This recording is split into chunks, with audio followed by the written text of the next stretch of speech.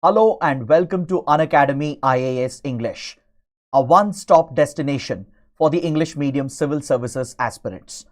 A very good morning and welcome to the daily Hindu news analysis. Let's begin today's discussion by first looking at the topics that we are going to discuss. From the Delhi edition of the Hindu, I have chosen 10 important articles for a comprehensive analysis. Let's cover all these articles in complete detail so that you don't have to go back and read the newspaper again. If you guys are benefiting from this particular initiative, do support us with your likes and comments, and don't forget to share these videos with other aspirants as well. Now, before we start the discussion, I have a very important announcement. For 2026 and 2027 aspirants, Unacademy is providing a comprehensive preparation program, an online classroom program, and the best part is that if you enroll now, you stand to get a flat 55% discount on the subscription. This offer ends on 22nd February. You can avail the 15-month subscription at just 23,999 and the 18-month subscription at 25,999. So this course is a comprehensive course covering live lectures from our top educators, along with the study material, the test series, and mentorship and doubt resolution sessions. So to avail this offer, all you have to do is to enter the code IAS English. So those interested, click on the subscription link provided in the video description below. Then please join my Telegram channel by scanning the QR code which is given on the screen, because after the session ends, I'll be sharing the PDF of the session. With this, let's get started with the first topic from page number 1 and 4. Recently, there has been a tragic incident in Odisha, in Bhubaneswar, at the KIIT, the Kalinga Institute of Industrial Technology. A young female student committed suicide, unfortunately, following a possible case of a relationship, a love relationship. And this incident triggered protests at the KIIT campus. So this student who committed the suicide happens to be a Nepali student.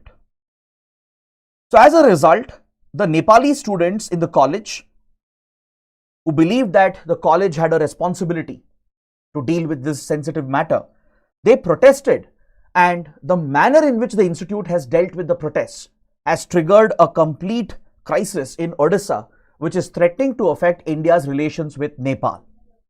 See, a lot of Nepali students come to India to study. Across Indian colleges and universities, a number of Nepali students would have enrolled. This incident threatens to derail our people-to-people relations.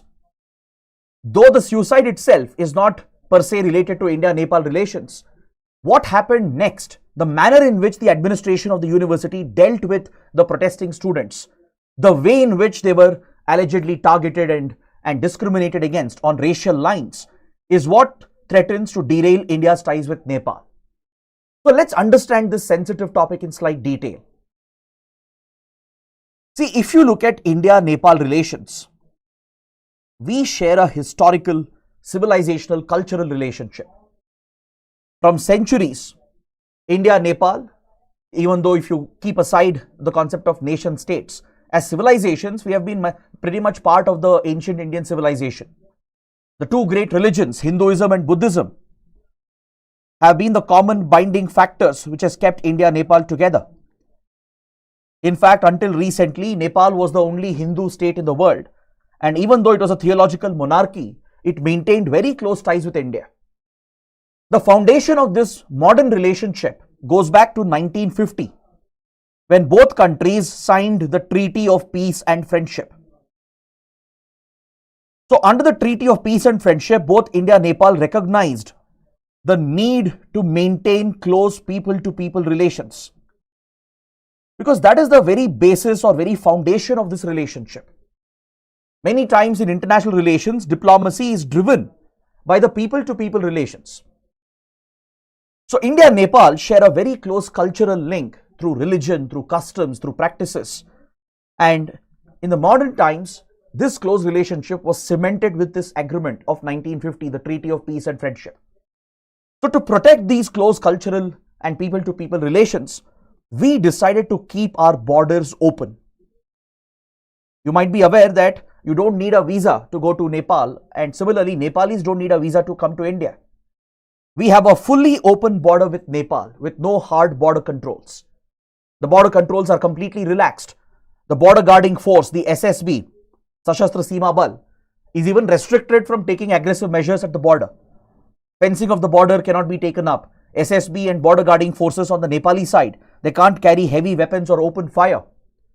So hard border controls are eliminated and a completely open border has been set up to facilitate the free movement of people, goods and vehicles between the two countries. In fact, this is the basis of our economic relationship as well.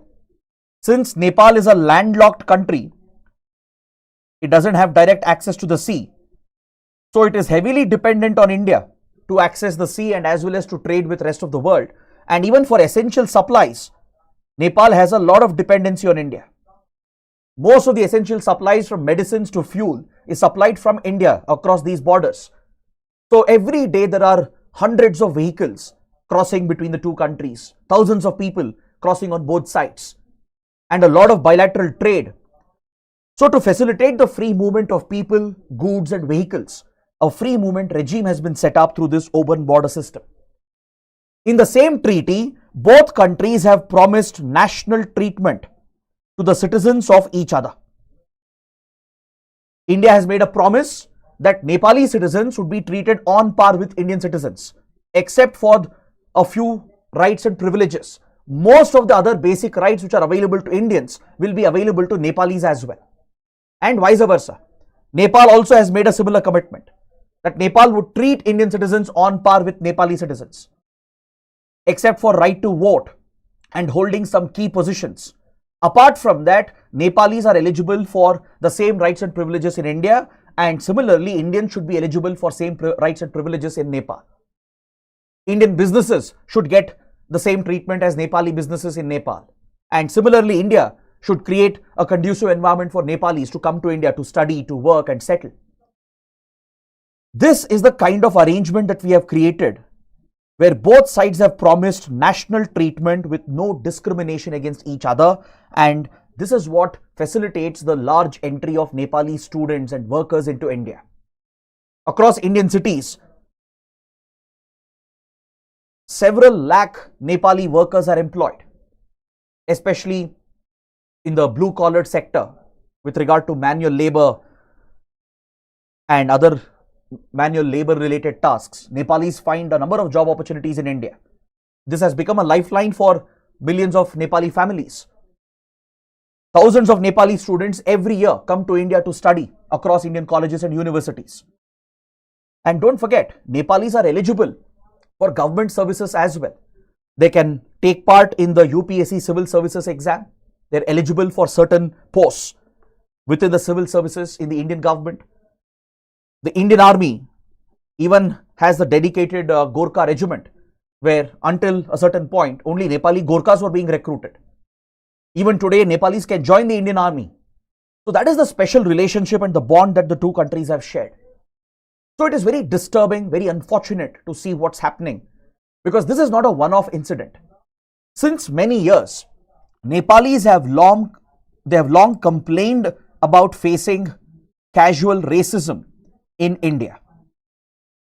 Now, to understand this issue further, to understand why it's a sensitive matter, you need to see what happened at KIIT campus. Following the suicide of this young student, which was a tragic event, Nepali students, around 500 plus Nepali students, they started protesting in the college campus, seeking justice and seeking the right treatment for the deceased student. Now, this is a basic right of the students to protest, to raise their voice if they feel something wrong has happened. Of course, college cannot be held directly responsible for the suicide, but the students in general might have a concern, and if they had protested, the college administration should have dealt with in an appropriate manner. Instead, what happened was a very tragic and unfortunate series of events where the college staff, including teachers and security guards, allegedly used racial discrimination. They hurled racial abuses at the Nepali students who were protesting, and they even got them evicted from the campus. If you see the videos which have gone viral, right, you understand Why these statements that were made by some of the teachers and the staff members of KIIT is controversial and objectionable. Following this, the college administration ordered the eviction of these students overnight. They were basically kicked out of the college, thrown out of the hostels, and even forcefully taken in buses and dropped at the Qatar train station. They even put up an official notice in the campus saying Nepali students are not allowed to attend classes anymore, that academic programs for Nepalis is suspended, sign die. Now, such action cannot be taken by the college administration.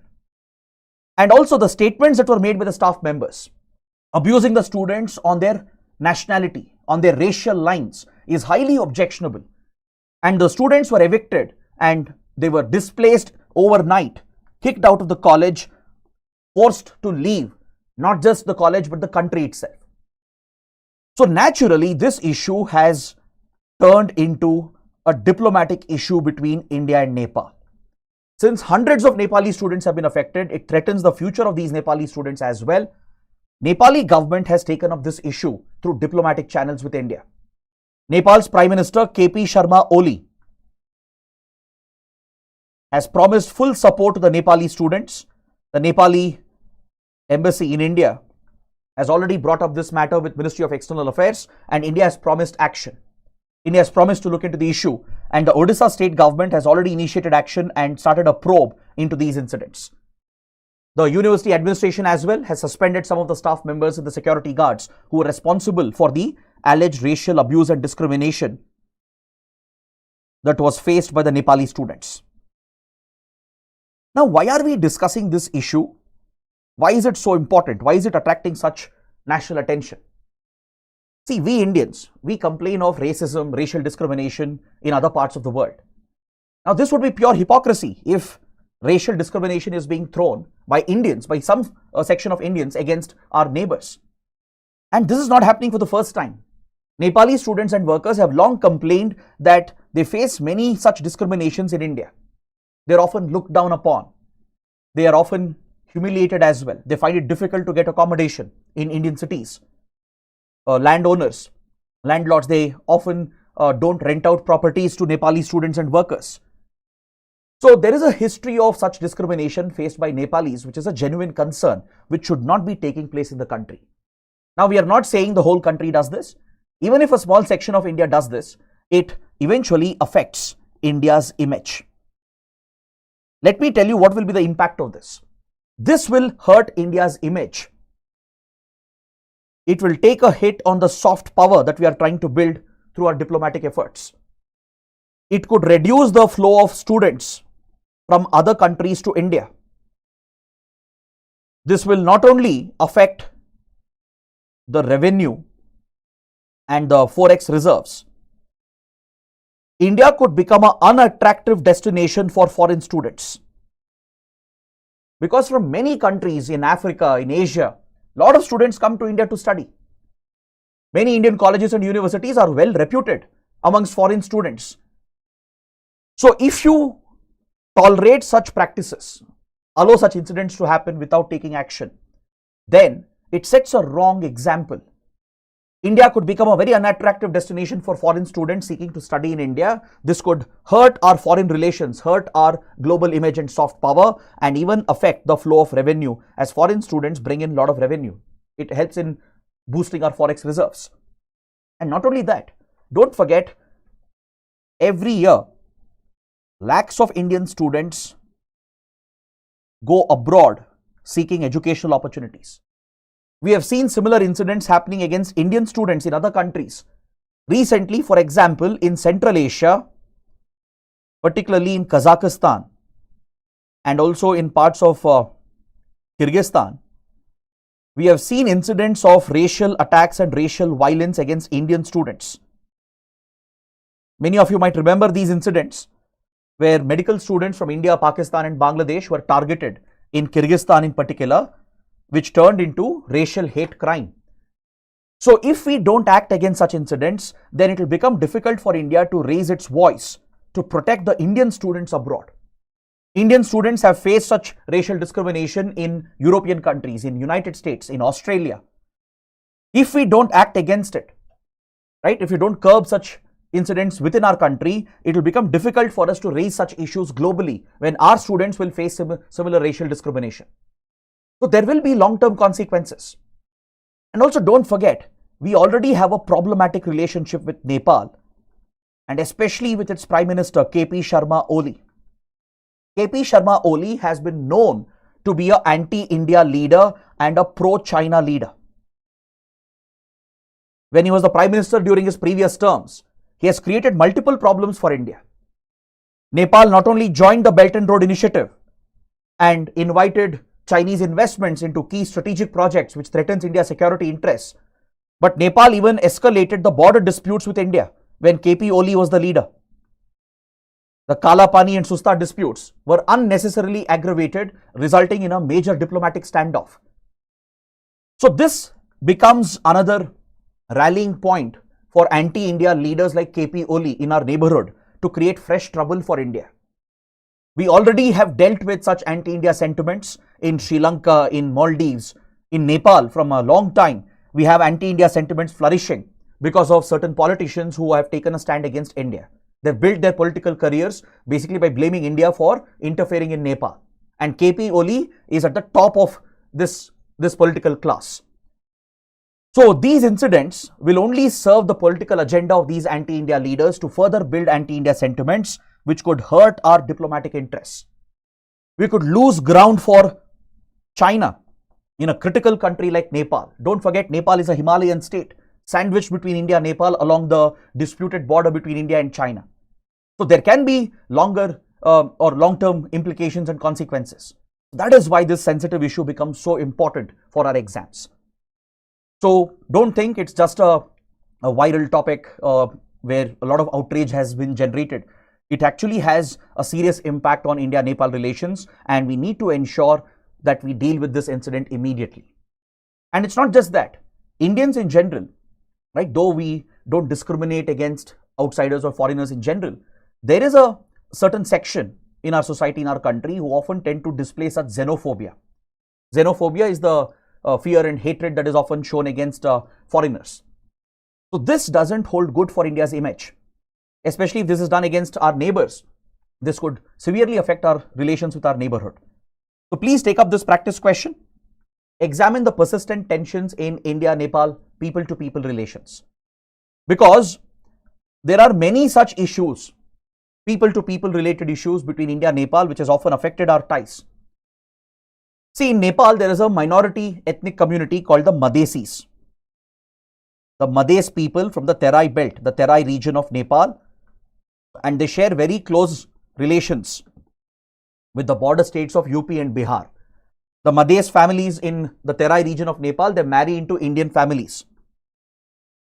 So they have a marital bond, a marital relationship, where families from the border areas of UP, Bihar marry into Madhes families in the Terai region of Nepal.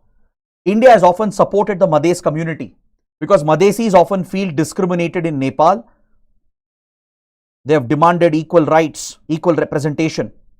Even during the drafting of Nepal's constitution recently, a few years ago, India raised the voice of the Madhesi community, and Madhesis have often protested as well against the policies of Nepal's elite, especially the Pahadis, who are considered to be the elite upper class. They are blamed for discriminating against the Madhesis. So Madhesis have been demanding equal rights, greater representation, or inclusive constitution, and India has supported these demands, and Nepal takes objection to this. Nepal sees this as India's interference in its internal matters. So on people-to-people grounds, there have been many persistent issues in this relationship. So that's why you can expect a possible mains question on this topic. Now let's look at the next article. On the front page, we have a very important article on India-Qatar relations. Qatar is a critical partner for India in the strategic West Asia region. Now, why is the topic in news? The topic is in news because Qatar's Emir has carried out a landmark visit to India. A couple of days ago, the Emir of Qatar, Sheikh Tamim bin Hamad Al Thani, landed in New Delhi, and Prime Minister Modi surprised everyone by going to the airport to receive the Emir of Qatar. See, generally when foreign leaders visit our country, for official visits. Usually, Prime Minister doesn't go out to the airport to receive them. Of course, they will meet later. There would be well-organized events that will take place later. But usually, a high-ranking minister or a high-ranking official goes to the airport to receive the dignitary. Now, this gesture of the Prime Minister himself going to the airport personally to receive a foreign dignitary is a special gesture reserved only for the special dignitaries. It's a symbolic message, a symbolic gesture from the Indian side. If the Prime Minister along with the Foreign Minister Dr. Jaishankar went to the airport just to receive the dignitary, because eventually tomorrow, the next day they were supposed to hold formal discussions, formal events were planned. There was no need for them to go to the airport. The very fact that the Prime Minister went with the Foreign Minister to receive the Emir clearly is a symbolic gesture from India that India attaches the highest importance for relations with Qatar. So as a result, it becomes very important for us to track the developments following the discussions between India and Qatar and the agreements that have been signed and announced yesterday. So let's take a deeper look at this topic, as I feel Qatar relations with India can be very important for our exams. Because in recent years, there have been some big developments in India-Qatar relations. So let's start with some basics. Where is Qatar located? Why is Qatar so important? Qatar is a very small West Asian country, almost insignificant in terms of its size. But its location is strategic. It is located in the Persian Gulf. The Persian Gulf is where majority of global oil supplies pass through from all the Gulf states, from Iraq, Kuwait, Bahrain, Qatar, Saudi, UAE, etc. So Qatar shares only one land border here to the south with Saudi Arabia. If you observe the map carefully, you will see that there is a peninsula over here in the Arabian Gulf. A very small peninsula, the Qatari Peninsula, that basically projects into the Persian Gulf. And here Qatar shares only one land border, that is with Saudi Arabia towards the south. Rest of the country is surrounded by the Persian Gulf, the waters of the Persian Gulf. It is separated from Bahrain through the Gulf of Bahrain, and on all the other side, it is surrounded by the waters of the Persian Gulf. Now, Qatar is known to have the third largest gas reserves in the world. After Russia and Iran, they are considered to hold the top two gas reserves in the world. Qatar is said to have the third largest gas reserves in the world, which is critical for India's energy security. In fact, please make a note down this point, that Qatar is one of the largest suppliers of natural gas to India. India is heavily dependent on Qatar for natural gas LNG supplies, which is crucial for our energy security. And not just that, India has a very, very strong diaspora community in Qatar. See, Qatar is a very small nation, as I told you. Its population, believe it or not, is just 27 lakh people. So can you take a guess in the comments? How many of them could be Indians? The total population, including citizens and residents of Qatar, is 27 lakhs. Can you guess what could be the population of the Indian community? Let me know in the comments. I will tell you the number very soon. So India has a very large, very strong diaspora community in Qatar. Ensuring their safety, their well-being, taking care of their interests is a direct priority for India. Because the Indian community, the Indian workers have become the backbone of Qatar's economy. Many of you might remember recently Qatar hosted the FIFA World Cup. Guess who contributed to building the infrastructure that was needed for Qatar to host the World Cup? It was primarily Indian workers, Indian laborers, who became the backbone of Qatar's economy as it hosted the FIFA World Cup. Qatar's gas industry, its real estate industry, hospitality industry is largely driven by Indian workers. It's India which provides the labor, the blue-collared workforce. So coming to the number of the Indian community, the strength of the Indian diaspora, it is 7 lakhs. Basically, almost 25% of the country's population is made up of Indians. Now, this is true to an extent with most of the West Asian countries. Even in Bahrain, in Oman as well, you find that the Indian community is very, very large, comprising a significant percentage of the country's population itself. You see this in Bahrain as well, in Oman as well. So in Qatar, 7 lakh people are Indian workers out of the country's 27 lakh population. So almost a quarter of the country's population are Indians. This is the strong link that we have with the country. So Qatar is crucial for our energy security, for the safety well-being of the diaspora as well. And not just that, Qatar is a critical geopolitical player. For many years, Qatar has been punching above its weight in global geopolitics.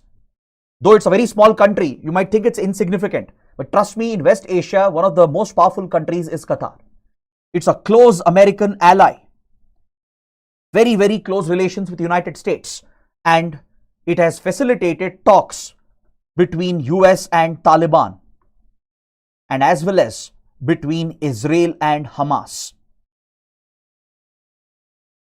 In 2020, when the then Trump administration struck a peace deal with the Taliban, the Doha Peace Agreement, which paved the way for the exit of American troops from Afghanistan and basically facilitated the takeover of Afghanistan by Taliban. These talks for the peace agreement took place in Doha, the capital of Qatar. It was Qatar which hosted the Talibani leadership, allowed Taliban to set up a political office which could negotiate with the American special envoy. So Qatar has hosted the Talibani leadership. It has very close ties with Taliban. Until 2021, until Taliban took over Afghanistan, India had never recognized Taliban. We never had officially engaged with Taliban. For the first time, India reached out to Taliban again in Doha. The Indian ambassador to Qatar was asked by the Indian government to reach out to the Taliban political representation present in Doha, and our first official contact with Taliban happened in Doha. Right now, India-Taliban are negotiating.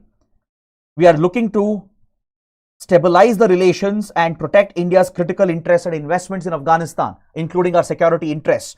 So there is a lot of focus on India-Taliban relations.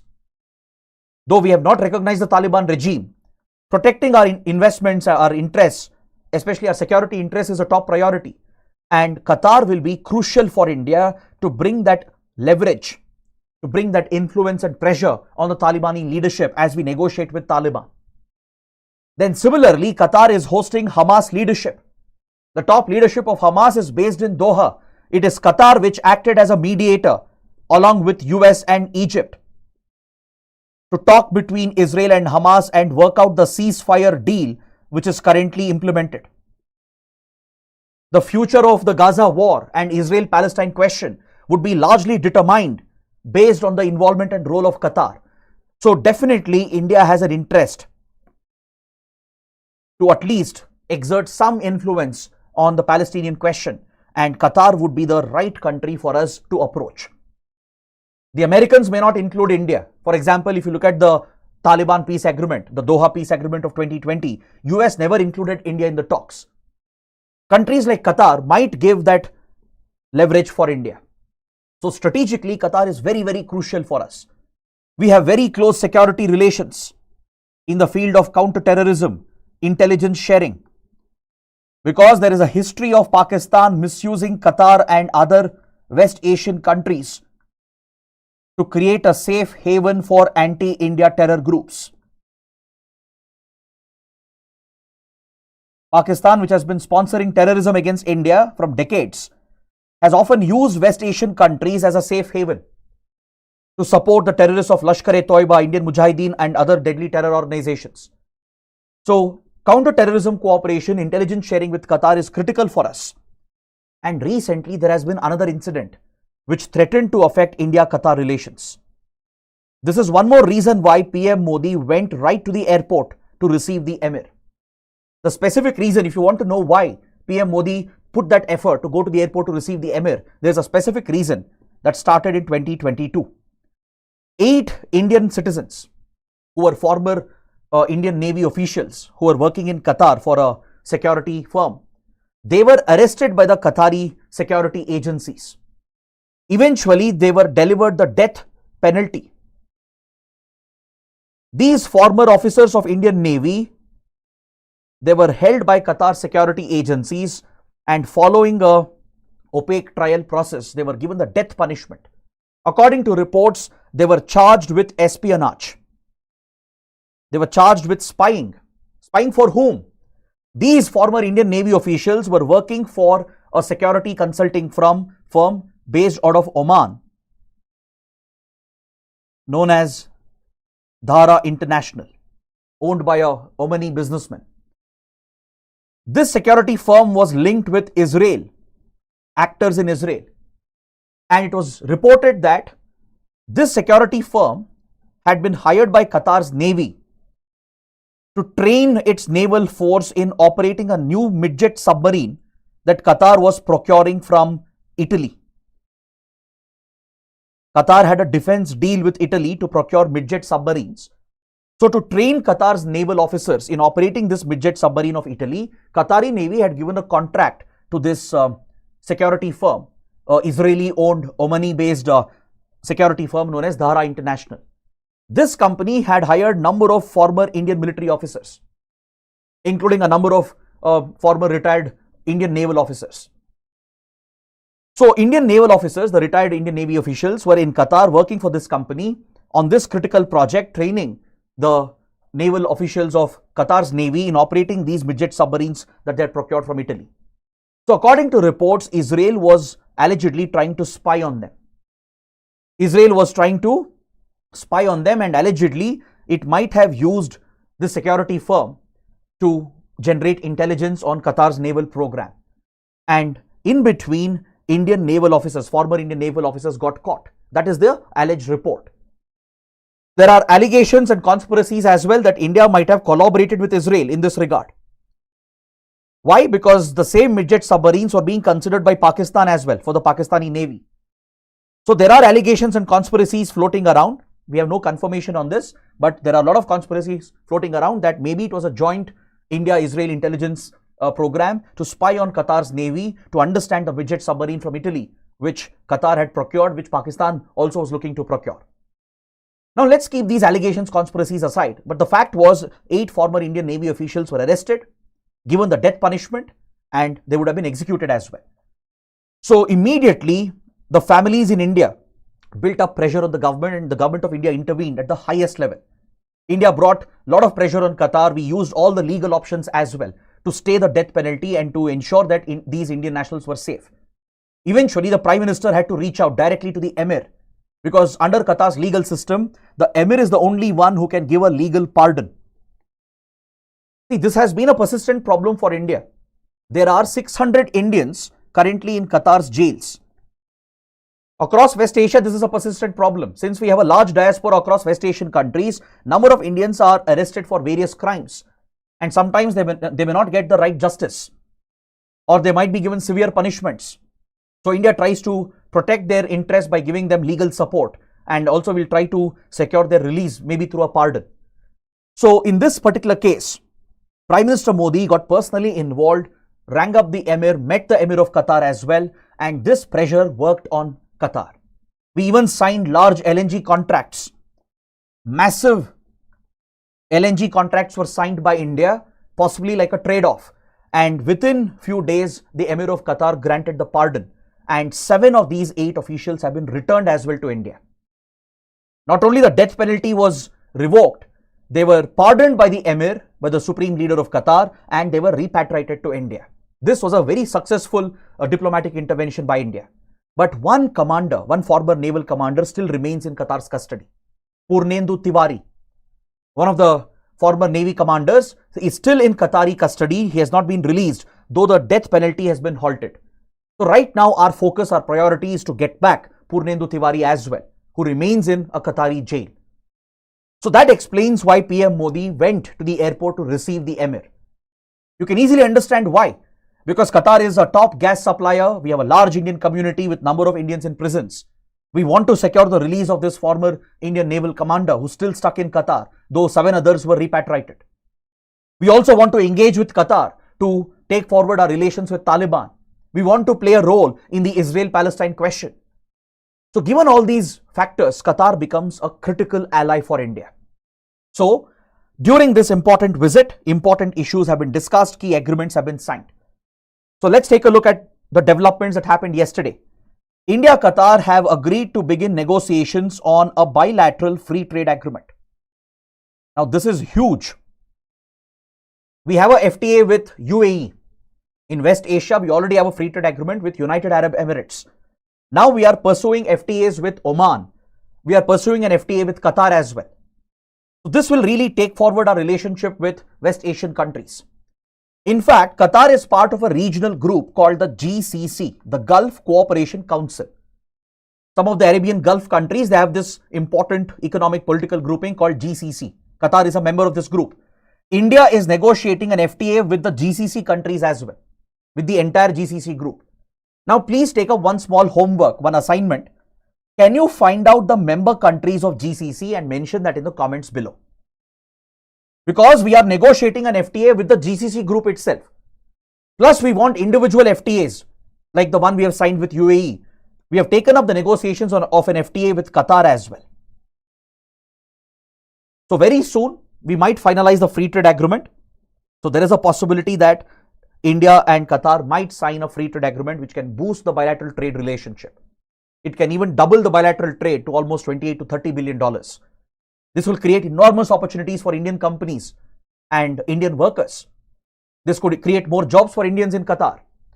And don't forget, since Qatar earns petrodollars, basically by selling fossil fuels, it is sitting on a lot of sovereign wealth. Just like Saudi Arabia, UAE, this West Asian monarchy as well is sitting on massive quantities of sovereign wealth, which can become the perfect investment into India. India badly needs foreign investments, especially in infrastructure. And Qatar's sovereign fund, the Qatar Investment Authority, has been a key investor in many Indian startups and in several Indian infrastructure projects. So from Qatar, we can attract more investments into our country in the infrastructure sector for our startups, etc. This has been a focus area as well. We have taken up the double taxation issue with Qatar. In fact, both countries finalized the double taxation avoidance agreement and it has been signed to avoid double taxation. So this will benefit the companies on both the sides. Both Qatari companies and Indian companies will benefit by avoiding double taxation. Then India has rolled out the UPI payment gateway to facilitate digital payments in Qatar. India has already taken UPI global. UPI is already available in UAE, in France, in Nepal, Bhutan, Sri Lanka, in Singapore as well. So this establishes India's leadership role in digital payments. It will facilitate easy cross-border payments and it will enable Indians in Qatar to benefit from this. The Indians who are working in Qatar can easily send back remittances to their families. Don't forget, India is already the world's largest recipient of remittances, receiving more than $100 billion every year. So this will enable Indian workers to easily transfer money back to India. It will facilitate Indian students, Indian tourists, workers who go to Qatar. It will bring our economies closer. It will help the traders between the two sides to settle their trade balance. So it will make it cheaper, effective and easier for making cross-border payments. And both countries have elevated the relationship to the strategic partnership level. Please make a note. India, Qatar have elevated the relationship to the strategic partnership level with focus on security relations. So this explains why Qatar is so crucial, so important for India. So you can anticipate a mains question based on this. Evaluate the strategic relations between India and Qatar, its significance for India's West Asia policy. So please take a note and try to write an answer. Please post your answers in the comment section. Next, coming to another interesting and important article on page number 8, The Hindu carries a detailed column on the rarest of rare doctrine. Let's understand quickly, what is the rarest of rare doctrine? It is applied by the Indian judiciary in which context and why is it in news? The rarest of rare doctrine is applied in the context of delivering death penalty. That is basically capital punishment. Now recently in January, there were two judgments passed by lower courts in India, where in one case, a brutal murder had happened, rape and murder, but death punishment was not given. In another case, a brutal killing, again, but death punishment was awarded. The question is, what is the criteria here to award death punishment, to provide the capital punishment in cases of in brutal crimes, including murder? We have seen that in some cases, only life imprisonment is given, where the court avoids the death punishment, whereas in some cases, the court provides the death punishment. So, what is the framework governing death penalty? Do we have an established framework? Do we have a certain set of guidelines which are followed by the judiciary? Or is it just the discretion of the judges? If it is the discretion of the judges, if it is their subjective decision, then isn't this unfair? Won't this lead to unfairness in the judicial process? That is what we need to understand. See, death penalty in India is of course constitutional, right? But the Supreme Court has propounded a doctrine, the rarest of rare doctrine, to limit its application, to ensure it's not misused. Because taking someone's life is an extraordinary step by the state. If you look at the Indian Constitution, Article 21 guarantees right to life and personal liberty, not just to the citizens, but to any human. It's a fundamental right available even to foreigners in the country. Nobody can take your life, even the state. The only exception here, there is a reasonable restriction under Article 21. The reasonable restriction is that the life of a person can be taken by whom? By the state, after following the procedure established by law. After following the procedure established by law, the state has a right to take life. Let's say there is a terrorist carrying out a terror attack. Obviously, the terrorists can be killed by the security forces if the procedure established by law is followed. Let's say a brutal rape and murder has happened and the criminal can be given the death punishment and it can be executed. The life of the criminal can be taken by the state after following and exhausting the procedure established by law. Now, in these two cases, one is the RG Car Medical College incident. I'm sure all of you remember this tragic incident where last year a medical intern was brutally raped and murdered, and the accused was convicted recently by a lower sessions court. Enough evidence had been built up to clearly establish his involvement in this horrific crime. This incident triggered a national outrage, led to massive protests. There was tremendous national pressure as well on the police and the judiciary to quickly solve and deliver the strictest punishment to this criminal. Now, eventually, after conviction, this criminal was only awarded life imprisonment by the lower sessions court. The sessions court said that it does not fall into the category of rarest of rare crimes. Though it is a brutal, horrific killing involving rape, it still doesn't fall under the rarest of rare category. Hence, the lower sessions court did not give the death punishment to the convict, but he was just given life imprisonment. Whereas, parallelly, there was another case in Kerala, the Sharon murder case, where Sharon Raj was poisoned by his partner in a premeditated planned murder. In this case, the lower court, again the lower sessions court, has given the death punishment to the convict by citing that this is a rarest of the rare case. Now, how did the judges decide? In the RG Car case, how did the lower sessions court judge decide that it is not under rarest of rare cases? And in the Sharon Raj case, how did the judge decide that it falls under the rarest of rare cases? Because it appears that there is some anomaly here. Despite the brutal rape and murder of the medical intern in RG Car case, death punishment has not been given by stating that it's not a rarest of the rare category. Whereas in a case of premeditated planned murder where a partner poisoned the other partner, death penalty has been awarded by stating that this is rarest of the rare crime. So who decides this? What is the origin of this doctrine? Let's take a look. See, in 1972, Supreme Court of India upheld the constitutionality of death penalty and capital punishment. Death penalty had been challenged by a petitioner on the grounds that it violates fundamental rights, on the grounds that there is no set process to award the death penalty.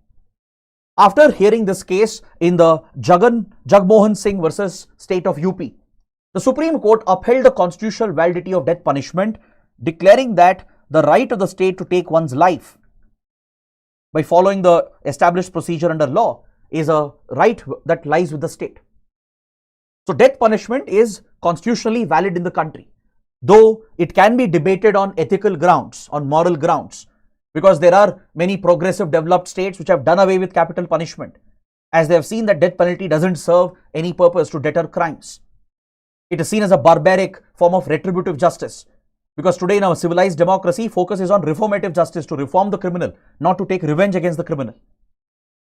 But in India and in some countries like US, China, death punishment remains in place. But many countries, for example, European countries, they have moved away from capital punishment itself. That is a completely different debate altogether. But in the case of India, death penalty is constitutionally valid. That is an established fact. But there was no specific framework or guidelines governing the delivery of death punishment. So in 1980, in the Bachchan Singh versus State of Punjab, the Supreme Court brought out the rarest of rare doctrine. The death punishment should be given only in the rarest of rare crimes. And the specific guidelines have been prescribed in the Machi Singh versus State of Punjab case 1983. Is that clear? This is the history, the origin of rarest of rare doctrine. In 1972, constitutional validity of death punishment was upheld by the Supreme Court in Jagmohan Singh case. In 1980, in Bachchan Singh case, rarest of rare doctrine was propounded to govern death punishment, to ensure death penalty is used only in exceptional cases. So we were talking about the rarest of rare doctrine, how it was propounded by the Supreme Court in the Bachchan Singh case of 1980. Then in 1983, in the Machi Singh case, the Supreme Court provided the entire framework with the specific points and guidelines to govern the awarding of death penalty to the accused. Now please take a look at the framework laid down over here in the Machi Singh judgment by the Supreme Court. There are 5 categories of crimes which fall under the rarest of rare category. For example, if the manner of committing the murder is considered to be extremely brutal by the society, when the murder is committed in a dastardly manner to arouse extreme indignation within the community, if that is the case with a crime, then death punishment can be awarded because it falls under the rarest of rare category. Then, if the motive of the murder, if the motive is highly depraved, it shows the depraved mentality of the criminal. If there is a pre-planned nature to the murder, then in such cases as well, death punishment can be awarded because it falls under rarest of rare category. Socially abhorrent nature of the crime, that is when a murder occurs against a minority community or for personal reasons which angers the society, as we saw in the RG Car case or in the Nirbhaya gang rape case incident. When the society is angered, or when there are targeted attacks against minorities, against the weak and vulnerable. Let's say an innocent child or a helpless woman or a old person has been brutally murdered despite their weakness and vulnerability. This is something that falls under the rarest of rare category.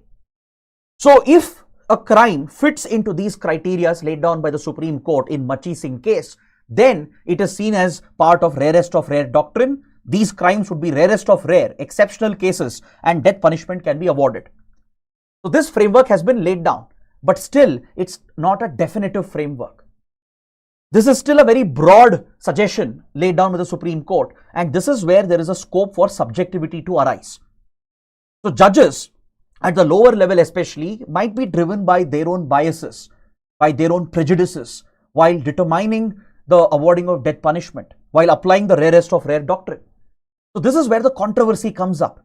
The very debate on death penalty in India is a very complex and controversial debate. First of all, we have an ethical moral debate that should we have capital punishment or not. But the second is the application of the death penalty. On what grounds are courts providing death punishment? Because in some cases they appear to provide death punishment, but in some cases which appear to be more horrific, they don't award the death punishment by citing the rarest of rare doctrine. So is there subjectivity involved? That is the question which comes up. Now, in 1983, in the Mittu versus State of Punjab, Supreme Court struck down Section 303 of Indian Penal Code. Because Section 303 of IPC, the erstwhile IPC which existed, provided for mandatory death punishment, compulsory death penalty if someone has committed a murder after serving a life sentence. Let's say there is a criminal who's already on life imprisonment. If this criminal goes on to commit a horrific murder, then mandatory death punishment was provided under Section 303.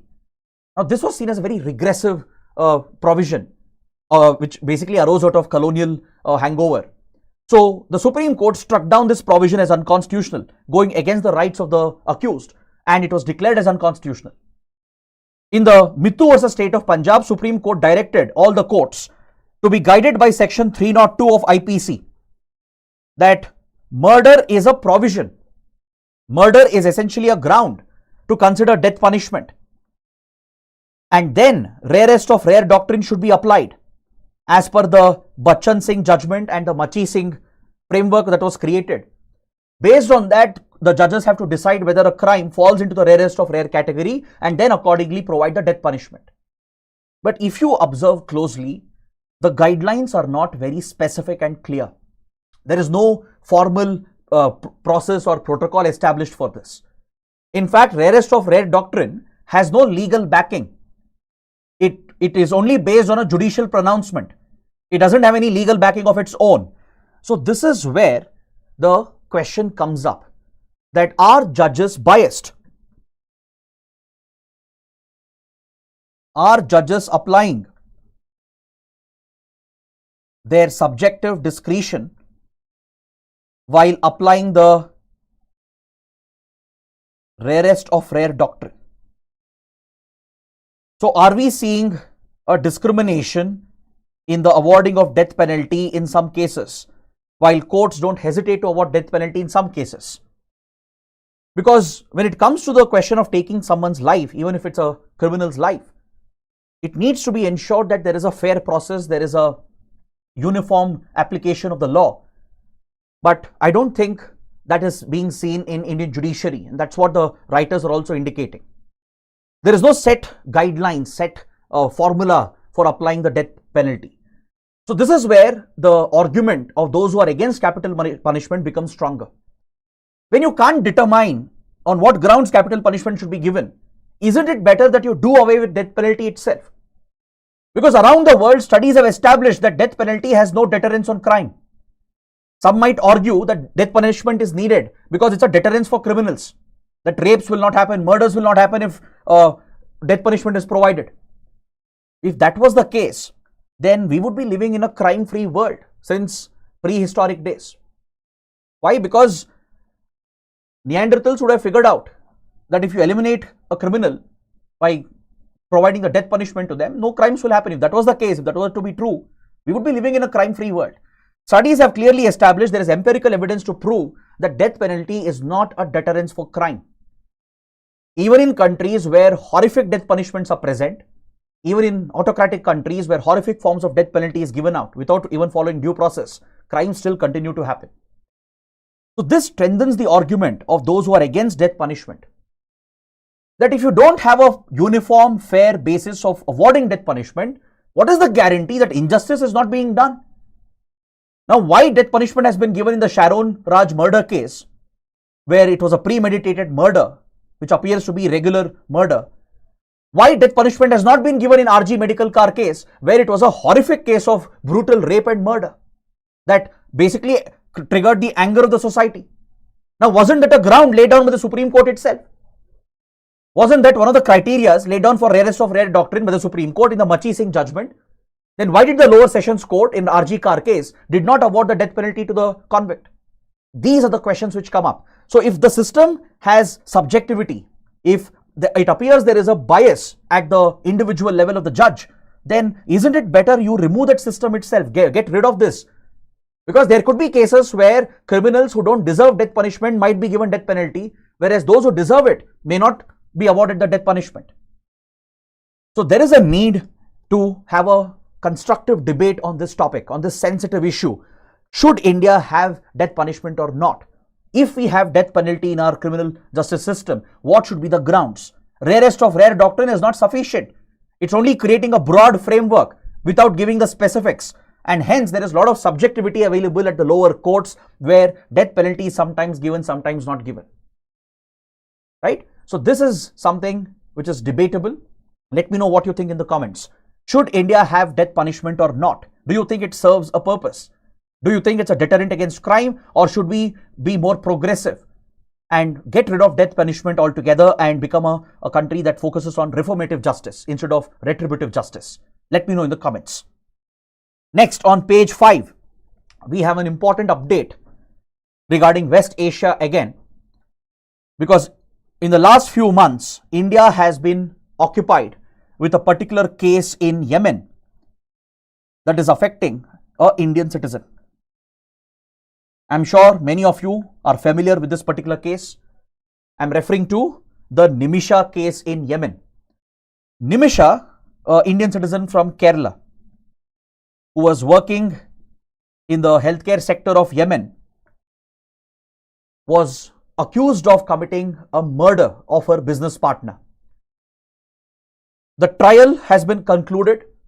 According to reports, the Yemeni authorities, the Yemen right now is largely governed by Ansar Allah. What is Ansar Allah? You know Ansar Allah by another popular name, the Houthis. The Houthi rebels who largely control Yemen, who govern and administer Yemen today, formally they are referred to as Ansar Allah. So the justice process set up by the Houthis, their criminal legal system, whatever it is, it has held Nimisha from Kerala guilty of this murder of her business partner, and she has been awarded the death punishment. She is right now on track to be executed by the Yemeni government, and this has triggered a major concern for India. Nimisha's family, they have raised an international campaign with the help of lawyers and organizations to bring pressure on Yemen and the global community to secure the release of Nimisha and to secure the return of Nimisha to India. Their argument is that Nimisha was pushed to commit this murder because she had been abused, exploited by her business partner, who allegedly had confiscated her passport and even duped her of her money, which pushed Nimisha to take the extreme step, allegedly. So this matter has now been formally taken up by India as well. Nimisha's family has brought pressure on the Indian government. Indian government has been looking at this issue from many months. Indian consular officials in Sana'a, the capital of Yemen, have reached out to Nimisha and the Houthi authorities. We are in touch with them, seeking a release of Nimisha so that we can bring her back to India. Now, the one country which can bring influence here is Iran. Why? Iran is a very close ally of Ansar Allah. Iran is the main sponsorer of the Houthi rebels, which we have been studying from many classes. Iran has used the Houthis to undermine Saudi Sunni interests in the region. It was Iran which sponsored the Houthi rebellion in 2014 that pushed Yemen into a civil war, and the pro-Saudi Sunni regime of Yemen was toppled by the Houthis at the backing of a Shia Iran. So the very rise of Ansar Allah in Yemen to power has been a result of the Shia-Sunni rivalries present in the region, which Iran exploited to its advantage to undermine Saudi and Sunni interests in the region. Now, recently, the Houthis have been used by Iran as a proxy to target Israel and American interests in the region. As the Gaza war broke out, the Yemeni Houthis have been launching drones and missiles at commercial ships in the Red Sea, threatening the shipping route, the strategic shipping route. They have even launched missiles into Israel, and Israel has retaliated as well against the Houthis. So clearly, Iran has control over the regime in Yemen. It has influence over the Houthi rebels and the administrative setup in Yemen. Now, India has been tapping its influence with Iran to try and secure the release of Nimisha from the Houthis in Yemen. In fact, few months ago, when then Iran's top officials visited Delhi, India brought up this issue officially for the first time, asking for Iran's intervention, because Iran is in a position to convince the Yemeni leadership to secure a release for Nimisha. Iran has promised full support to India. Recently, India's Foreign Minister Dr. Jaishankar met with Iranian Foreign Minister in Muscat. Remember, we spoke about the 8th Indian Ocean Conference a couple of days ago. We discussed what is the Indian Ocean Conference in our Hindu analysis. So, during this event in Muscat, India's Foreign Minister got an opportunity to interact with Iranian Foreign Minister. Iran is also an Indian Ocean country. So, Nimisha case was again brought up by Foreign Minister Dr. Jaishankar, and in response, Iranian Foreign Minister has promised full support. Iran has already brought up this issue with the Houthis. Houthi envoys were also present at the 8th Indian Ocean Conference. Don't forget, Yemen is also an Indian Ocean country. So, Iran's Foreign Minister brought up this issue with the envoy of the Houthis, urging the immediate settlement of this issue. But see, we can't undermine the legal process in another country. Whatever legal process is present in another country, we can't undermine that. No country will tolerate that. That is a breach of their sovereignty. We can't force them to undermine their own legal system. If Nimisha has been convicted according to their system and held guilty of the crime, we can't interfere with that legal process. What we can do is find alternatives, like we did in Qatar. In Qatar, when former Indian Navy officials were given death penalty, we did not interfere with Qatar's legal system. We can't do that. Now, will India like another country interfering with our legal system? For example, Italy did the same thing few years ago in the Italian Marines case, the Enrica Lexi incident. Italy tried to interfere with our legal system, with our criminal justice system, regarding the arrest of Italian Marines when they had killed Kerala fishermen on the assumption that they were pirates. So when Italy interfered, we objected to it. It led to a diplomatic battle between India and Italy, because Italy was trying to undermine our legal process, our criminal justice system. No country will tolerate that. So with Qatar, we tried alternate arrangements. We tried alternate legal routes. Finally, we approached the Emir asking for a pardon, because under Qatar's legal system, there is a provision for pardon which can be granted by the Emir. That is what we secured to get the release of the former Indian Navy officials. Now in Yemen, we are exploring something similar. Here, what is possible is the payment of blood money. What is blood money? In Islamic justice, there is a provision called blood money. When someone has been murdered, the victim's family, if they are convinced by the accused, if they apologize and pay a certain amount of money as compensation, and if the victim's family accepts it, if they accept money for the blood which has been shed, then the crime is essentially written off. This is a provision offered under Islamic justice, followed in many countries, where blood money can be paid by the criminal or the criminal's representatives who might have committed that murder, but the family of the victim should accept the apology first, then accept the compensation which is being paid to them. If that is done, then the legal process will be written off. The case will not continue. The punishment will not be given to the criminal, as blood money has been paid as compensation to the victim's family with an apology. Now, this is a mechanism we are trying to explore with Yemen. We are trying to work out with certain actors who are representing India's interests. There are few legal organizations working on Nimisha's case, humanitarian groups working on it. So the government is enabling this alternate process, and this is where Iran's influence can be critical for us. If Iran can convince the Houthis, and if we can convince the family which lost the family member in this murder where Nimisha is the accused, and if blood money can be paid, then she can be pardoned and repatriated back to India. So this is one option that India might be trying to exercise, and that's why the role of Iran is going to be critical. So please continue to track this case, because such developments are important for our exams. In international relations, there is an entire topic on the safety and well-being of Indian diaspora abroad. It's a responsibility of the Indian government. Next, there has been a breakthrough development in global geopolitics. US and Russia have formally met at the highest level after 3 years. Since the war in Ukraine started, US and Russia have been hostile to each other. They have never engaged with each other at the highest levels. For the first time after Trump came back to power, he has announced a Ukraine peace plan He held a long telephonic conversation with Russian leader Putin, and both leaders have agreed to work out a peace plan to end the war in Ukraine. Now, according to reports, this proposed peace plan in Ukraine might exclude European powers and Ukraine itself from the deal. Now, this is a known practice of Donald Trump. We just discussed how Trump excluded Afghan government, Afghan people and India and other countries from the Taliban peace deal. When US-Taliban peace deal was worked out, the Doha peace agreement, people of Afghanistan, forget the people, government of Afghanistan itself was not considered. The then civilian government of Ashraf Ghani was not even part of the peace process.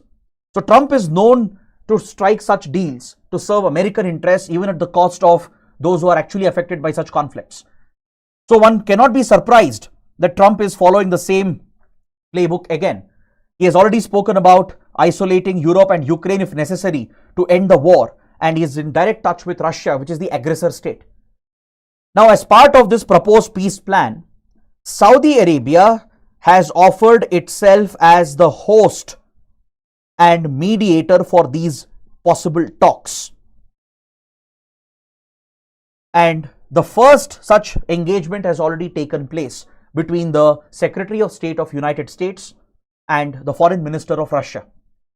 Sergei Lavrov, a very close confidant of Putin, a top foreign minister from many years in Russia, has met with the new Secretary of State from the Trump administration in Riyadh.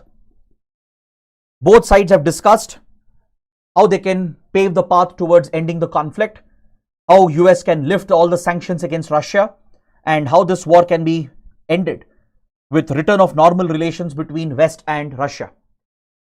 Now, Ukraine is alarmed by this possibility because this can definitely compromise Ukraine's sovereignty. Ukraine might be forced to give up its territory, which Russia has already annexed. It threatens Europe. European countries are in panic. From France to Italy to Germany to UK, all European countries are alarmed by what Trump has proposed and his direct outreach to Russia by sidelining Ukraine and European interests. So European countries are meeting parallelly to decide how they'll look after their own security under Trump's erratic policies.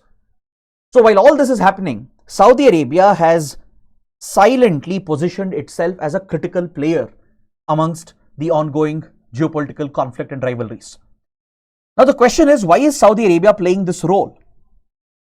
Because it has also been reported that in few days or maybe in few weeks, Saudi Arabia might even host Donald Trump and Putin, where most likely Trump and Putin meeting will happen. It might take some time, but it is highly expected that Trump and Putin might meet in Saudi Arabia to finalize the peace plan. The question is, what makes Saudi Arabia so important?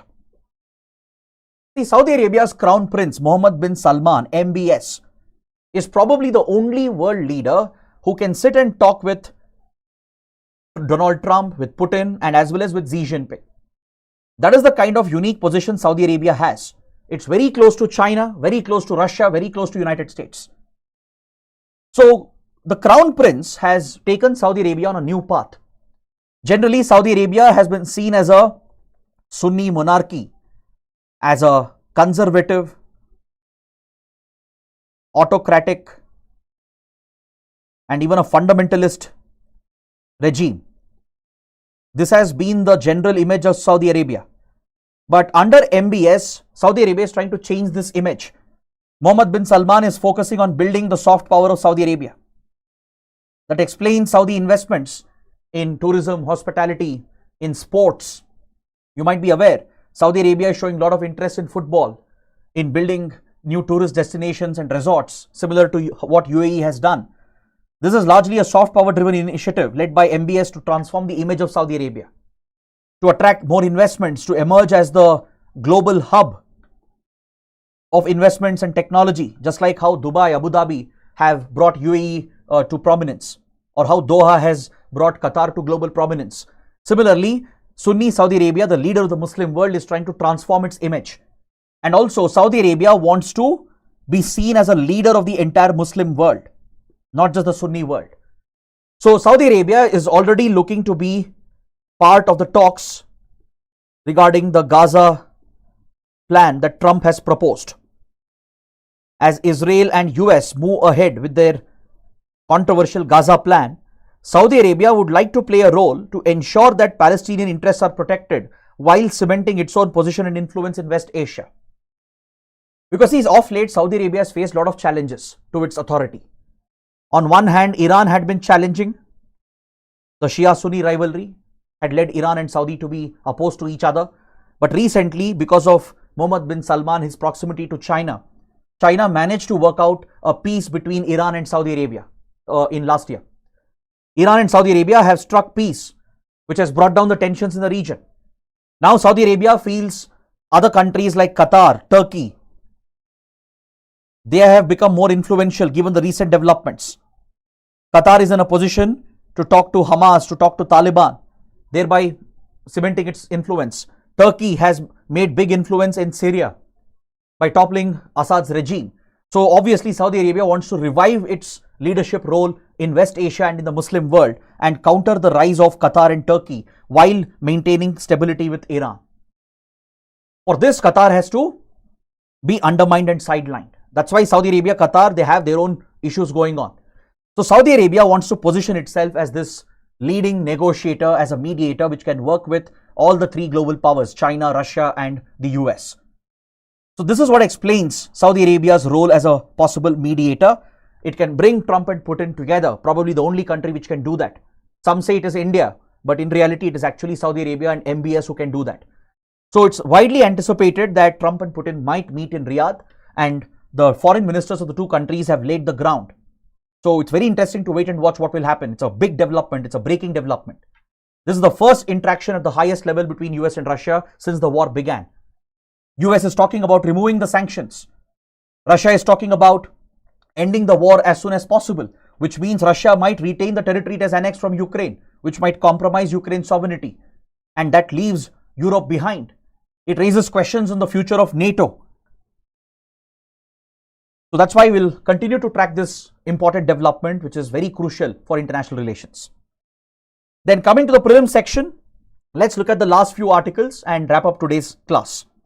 On page 12, we have the small article that refers to an inland navigation project which has been inaugurated in Assam on the Brahmaputra river. The mighty Brahmaputra, which flows into Bangladesh and becomes the Jamuna, is a transboundary river connecting India, Bangladesh. It's a lifeline for both countries and it can facilitate inland navigation, which is very beneficial for trade, for movement of goods and maybe movement of people as well. Don't forget, inland navigation is cheaper, cost effective, and also it is believed to be less polluting compared to road-based, rail-based transportation. So India has set up a new inland navigation terminal and a logistics facility at Jogi Gopa on the Brahmaputra in Assam, which has been inaugurated. This terminal will facilitate the movement of ferries carrying goods such as coal and stone chips and other commodities and products from northeast of India into Bangladesh. It can boost India-Bangladesh trade relations and as well as the trilateral trade involving Bhutan. Bhutan is also landlocked, just like Nepal. Bhutan depends on India-Bangladesh to access the sea, to access Bay of Bengal.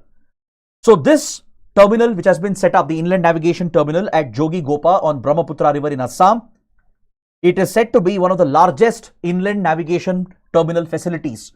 It is being set up as a logistics hub of Northeast India.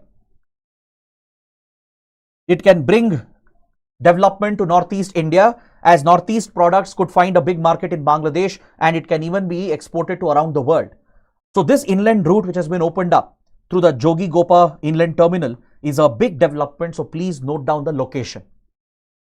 Next, the PLFS survey has some positive news for India and the government.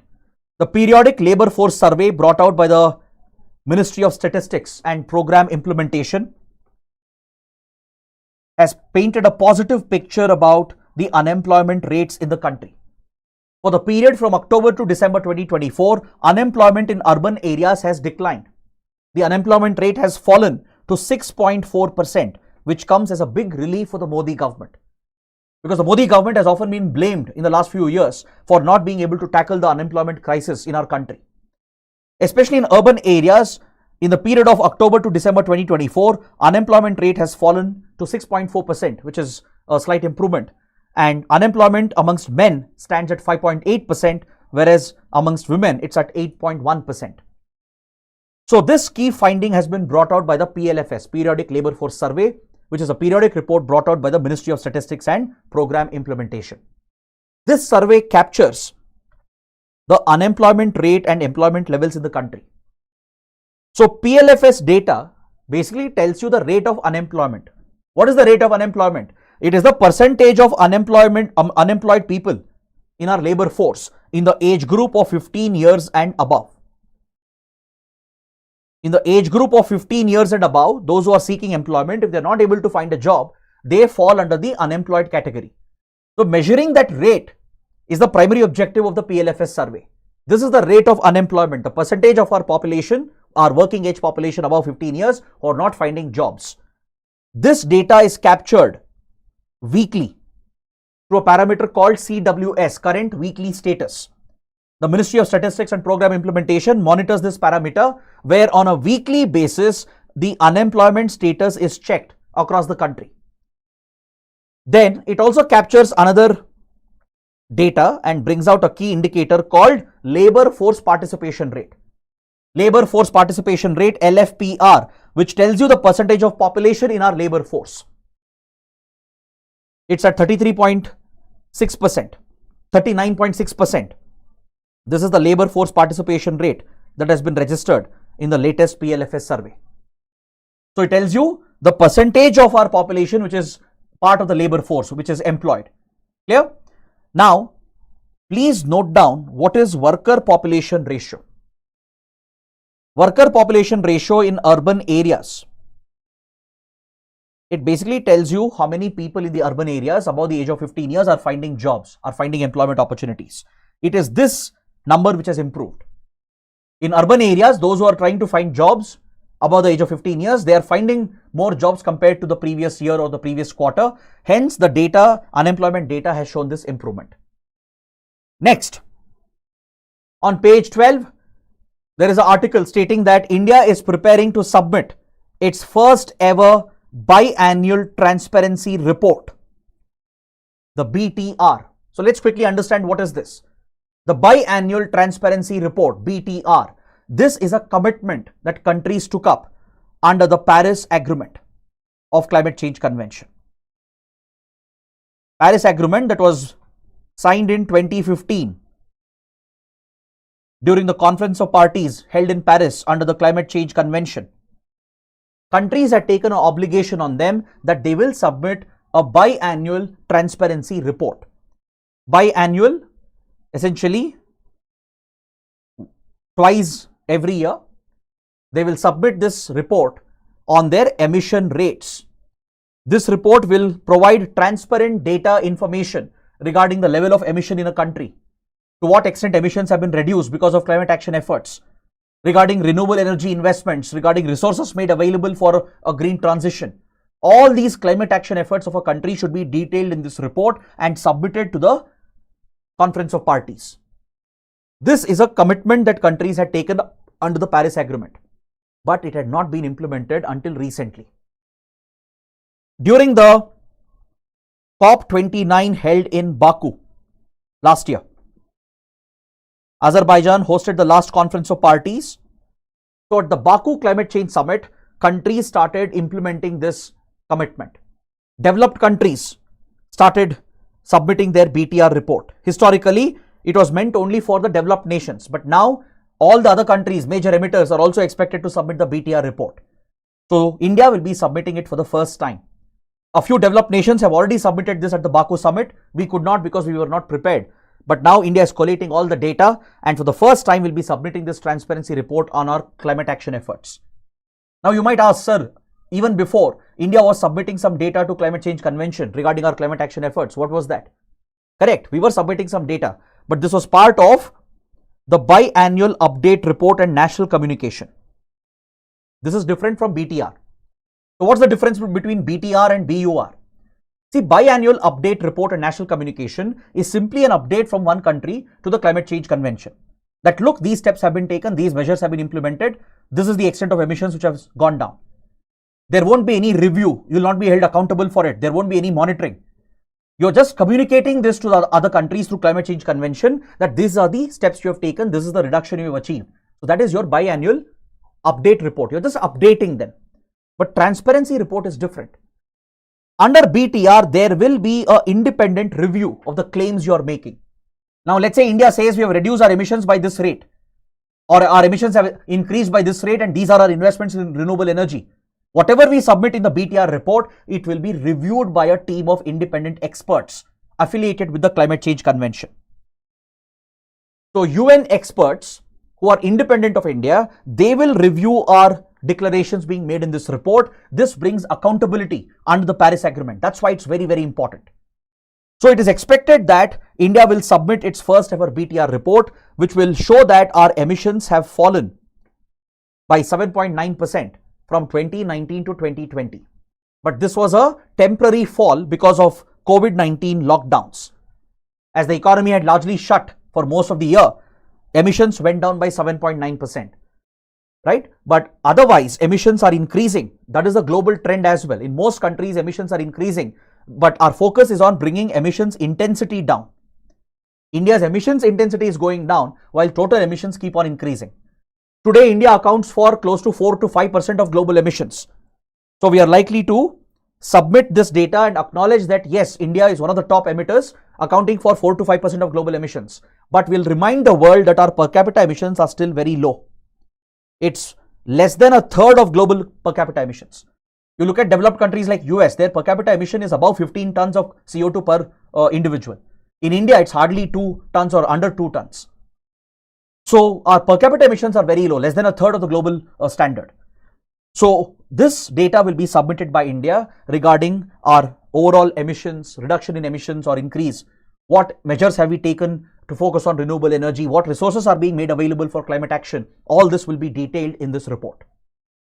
Next, the center has advised all the ministries and departments to update the websites and even roll out AI tools on web platforms so that government information about schemes can be disseminated to the public more efficiently. The Modi government has directed all the ministries and departments to revamp all their official websites, the data, the way in which the data is presented regarding government schemes and its implementation, and also employ AI tools in multiple languages so that our people can be better communicated about government schemes and initiatives. So this article mentions few AI initiatives of India, which I feel is very important for prelims. Please take a note. The Digital India Bashini. This is a language translation tool developed by India. It's a language translation AI tool developed by India, Digital India Bashini. Then BharatGen is the first ever world's government-sponsored large language model in generative AI. The government is funding the development of a large language model on the lines of ChatGPT, DeepSeek. It's a government-funded initiative. For the first time in the world, right, a government is directly backing the development of a LLM model, funding it, and it's the largest of such initiative as well, where we are attempting to build a generative AI platform called BharatGen. Then an Indian startup called Sarvam has built a AI model, a large language model called Sarvam 1 AI, which is also mentioned in this article. So it's a startup achievement by this company called Sarvam. Then Chitralekha. Chitralekha is a indigenous AI tool, again being built by the government, an open source video transcreation platform, which can generate these AI videos. So this tool is also being backed by the government called Chitralekha. Then finally, Everest 1.0. Everest 1.0 is a multilingual AI system to generate content in different Indian languages. Eventually, AI assistants will be useful only if they can generate content in different languages to meet the regional requirements. So India is focused on all these AI tools, be it generative AI large language models or these multi-language models which are needed to cater to our local audience. So please take note of these AI tools being built in India. UPSC might ask a direct question based on this. Coming to the last topic for today, There is an article referring to the crisis in Sudan, which we have discussed in previous classes. The article says that a force known as RSF, the paramilitary of Sudan, which is fighting a civil war against Sudan's army. They've been fighting a brutal civil war, right? It's between Sudanese army and a paramilitary force called RSF. Now, this security force called RSF has committed a brutal atrocity by killing 200 people. In the last few weeks, the violence has escalated in Sudan, where many children, women have been slaughtered, innocent civilians have been slaughtered, triggering a humanitarian crisis. Global organizations are calling this one of the biggest tragedies that is occurring right now. So there is an organization mentioned in this article which is important for us. The International Rescue Committee. The IRC, International Rescue Committee, is in news. UPSC is known to ask questions on such organizations. In previous prelims exam, we have got questions on Amnesty International. We have got questions on Doctors Without Borders. So you can expect a question on IRC, International Rescue Committee. It's a global humanitarian organization and a non-governmental organization. It's a NGO, a global NGO working in the field of human rights, established in 1933 at the request of Albert Einstein. Albert Einstein requested the global community, civil society organizations, to set up a humanitarian organization to help the Jewish refugees who were being targeted and eliminated by the Nazi regime in Germany. So in 1933, in New York, this organization took shape with donations coming from different charitable entities. At the request of Albert Einstein, this organization was set up, and today it plays a pivotal role in helping the victims of war, those who are displaced by conflicts, disasters. It basically provides emergency relief, aid and assistance and humanitarian support in conflict zones and disaster hit areas. So please note down these basic points, and if there is a direct question on International Rescue Committee, you should be able to answer that. So again, I apologize for the slight technical interruption that happened in between. It disrupted the flow of the session as well, but I still think the session was a good session. I hope you guys have felt the same and understood all the key topics. So let me know what you think in the comments. That is it for today. We'll meet again tomorrow. Till then, take care. Have a good day.